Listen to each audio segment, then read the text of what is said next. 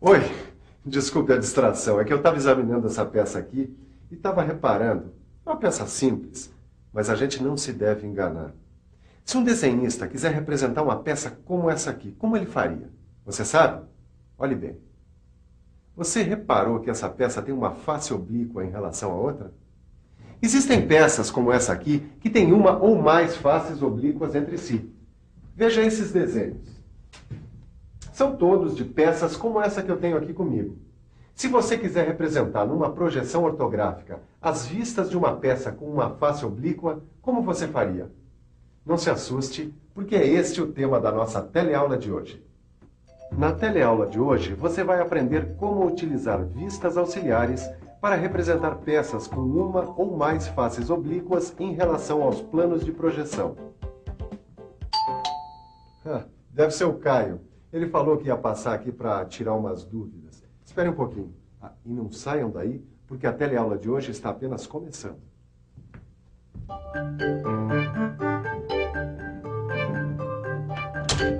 Oi, Caio. Olá, Ananias, tudo bom? Tudo bem, entra. E aí? O que é que manda? Eu tô com um probleminha, Ananias. Eu tava fazendo um desenho das vistas ortográficas de uma peça que tem uma face oblíqua. Como essa aqui? Como essa aqui mesmo. Então deixa eu adivinhar.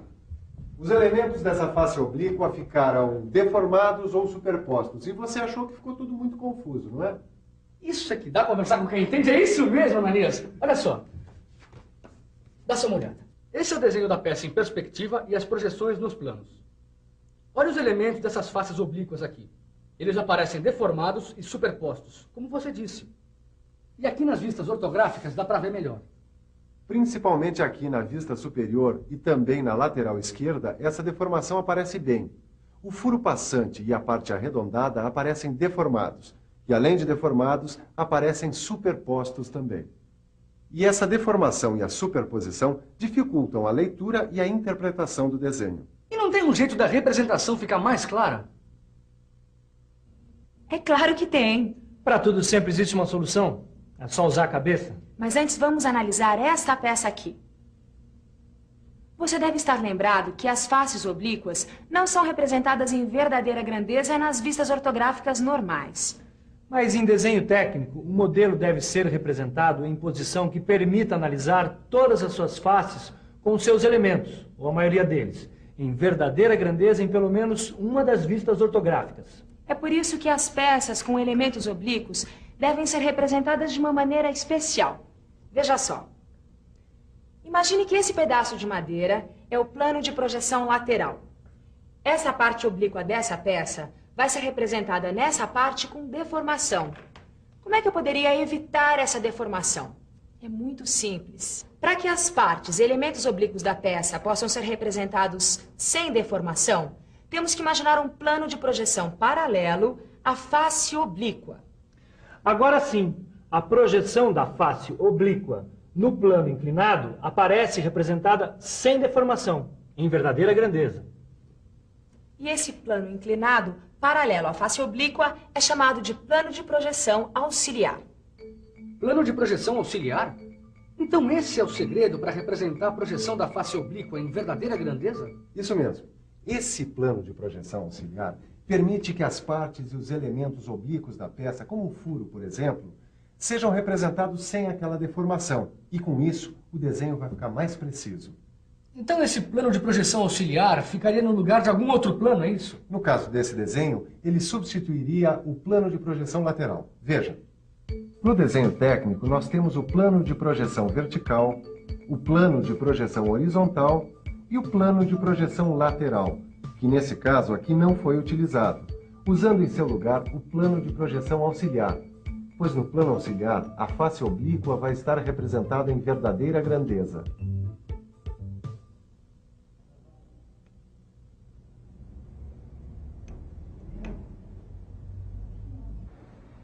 E aí, Titão, que desenho é esse? E aí, Silva? Eu estou estudando o plano de projeção auxiliar. Ah, não é difícil de entender, não é mesmo? Não, essa história do plano de projeção auxiliar, que tem que estar paralelo à face oblíqua, eu já entendi. Dá uma olhada aqui, ó. Existe o plano vertical, o plano lateral e o plano auxiliar, que mostra a face oblíqua em verdadeira grandeza. Eu tô certo? Certíssimo. Esse menino vai longe, hein? Bom, Mas tem uma coisa que eu não compreendi, Silva. Como é que eu faço a projeção ortográfica do plano de projeção auxiliar? Boa pergunta. Para representar a projeção ortográfica, é preciso imaginar o rebatimento dos planos de projeção, entendeu? Rebatimento dos planos de projeção? Como é que é isso mesmo? Rebatimento dos planos de projeção. Você deve estar lembrado que em desenho técnico, os planos de projeção devem ser sempre imaginados rebatidos. Assim como os outros planos, também o plano de projeção auxiliar deve ser imaginado rebatido. Dá só uma olhada nessas projeções de uma figura com uma face oblíqua nos planos vertical, horizontal e auxiliar. Repare bem no desenho. Notou que a projeção da vista lateral foi omitida? Nós temos as projeções no plano horizontal, no plano vertical e no plano auxiliar. Isso ocorreu porque a face lateral da peça fica melhor representada em verdadeira grandeza no plano de projeção auxiliar. Agora vamos ver como se faz a representação das vistas ortográficas dessa peça em desenho técnico. Para isso é necessário imaginar o rebatimento dos planos de projeção. O modo de rebater os planos é semelhante ao que você estudou nas aulas de projeção ortográfica. O plano de projeção vertical fica fixo. O plano horizontal gira para baixo. E o plano de projeção auxiliar, no caso deste desenho, gira para a direita. Assim, através do rebatimento dos planos de projeção, ficam definidas as posições das vistas no desenho técnico. Os nomes das vistas permanecem os mesmos. A única diferença é que a face projetada no plano de projeção auxiliar dá origem à vista auxiliar. E neste exemplo, a vista auxiliar está representada no lugar da vista lateral, que foi omitida. A vista frontal e a vista superior permanecem. Além disso, é bom lembrar que, em desenho técnico, os contornos dos planos não são representados e não aparecem os nomes das vistas. Assim, as vistas ficam rebatidas sem os contornos dos planos de projeção e sem os nomes das vistas. Você notou que o furo e a parte arredondada aparecem sem deformação na vista auxiliar? Isto porque, nesta vista, esses elementos estão representados em verdadeira grandeza. Veja uma outra coisa. Na vista superior e na vista auxiliar aparece a linha de ruptura. Esta linha é utilizada para indicar que a parte deformada não precisou ser representada nessas vistas. Bom, da mesma forma que tem a vista frontal, a vista superior e a vista lateral, a vista do plano de projeção auxiliar é a vista auxiliar. Simples, não é? Então eu quero ver se você entendeu mesmo. Dá uma olhada aqui nesse desenho. Ó. Olha aqui, presta bastante atenção. Quais as vistas representadas nesse desenho técnico e qual foi a vista substituída pela vista auxiliar? Vamos pensar um pouco? Vamos pensar um pouco. Vamos ver. Bom, a primeira pergunta não é tão difícil assim. Quais as vistas representadas nesse desenho? Bem, eu tenho a vista frontal, a vista lateral esquerda. Ah, e a vista auxiliar. Então é isso. A segunda pergunta, qual a vista substituída pela vista auxiliar, já está respondida. É a vista superior, claro. É isso mesmo. E essas são as vistas ortográficas. Dá só uma olhada.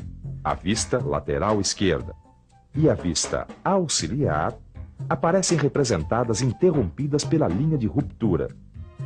Mas isso não prejudica a interpretação do desenho, porque as partes suprimidas não apresentam informações relevantes para a execução da peça.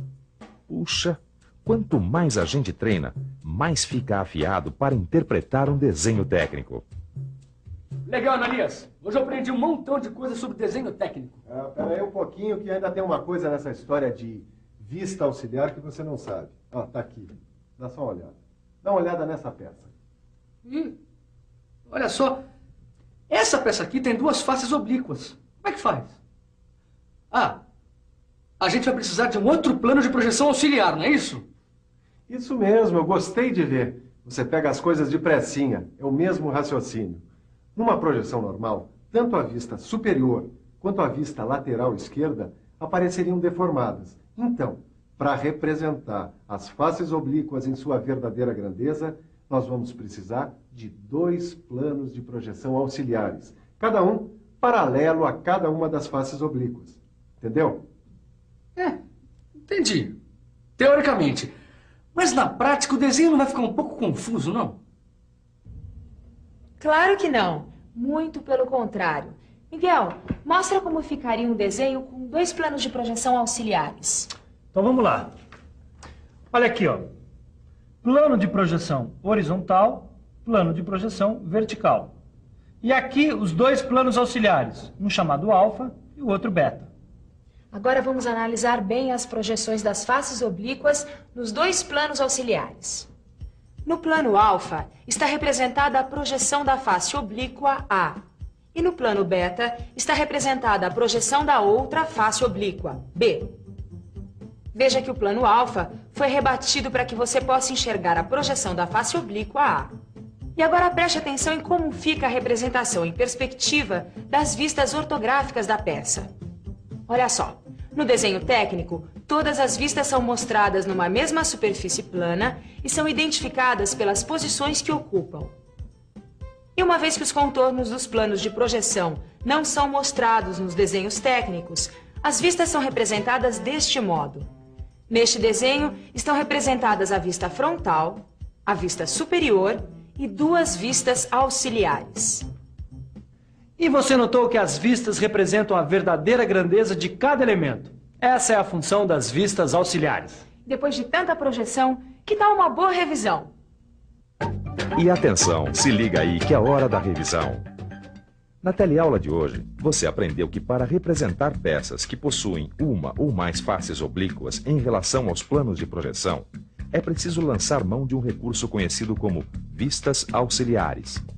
Viu que as partes e elementos oblíquos da peça são representados sem deformação, imaginando-se um plano de projeção paralelo à face oblíqua, que se chama plano de projeção auxiliar. E aprendeu como representar a projeção ortográfica de elementos oblíquos em verdadeira grandeza. E como fazer o rebatimento do plano de projeção auxiliar, obtendo assim a vista auxiliar. Finalmente, viu como imaginar planos de projeção auxiliares para representar peças com 2 faces oblíquas.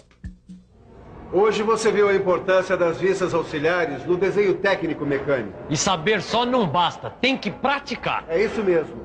E isso é fácil, é só fazer os exercícios que acompanham o seu livro. E lembre-se sempre, quanto mais você pratica, mais ágil fica para interpretar desenhos técnicos mecânicos. Boa sorte! E até a próxima.